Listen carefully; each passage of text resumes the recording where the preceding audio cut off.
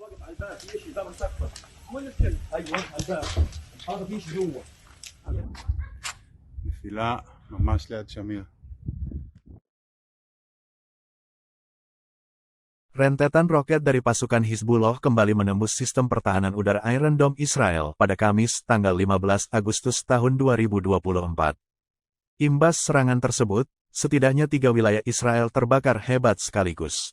Dilansir dari Al-Mayadin via Tribun News, Jumat tanggal 16 Agustus tahun 2024, serangan bertubi-tubi Hizbullah itu telah dikonfirmasi oleh situs berita Israel. Dalam laporannya, dijelaskan bahwa Hizbullah telah menembakkan sejumlah roket ke situs militer Israel. Setelah mengecoh Iron Dome, roket-roket Hizbullah itu pun membakar sejumlah wilayah. Pertama, roket Hizbullah mengenai pemukiman Samir di Galilea Atas, yang diduduki hingga mengakibatkan kebakaran.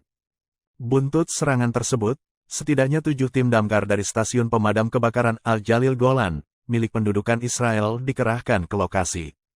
Adapun lokasi kedua yang terbakar akibat rentetan roket Hizbullah yakni wilayah Al-Jalil Panhandle.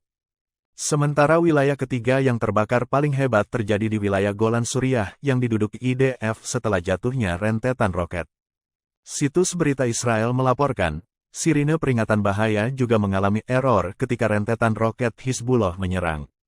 Sirine peringatan baru aktif dan menggema tanpa henti saat kebakaran mulai membesar.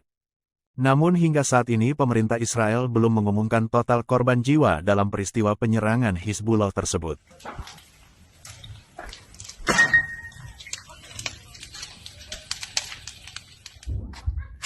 נפילה ממש ליד שמיר. הכל פועל באש. Download Tribun X sekarang. Menghadirkan lokal menjadi Indonesia.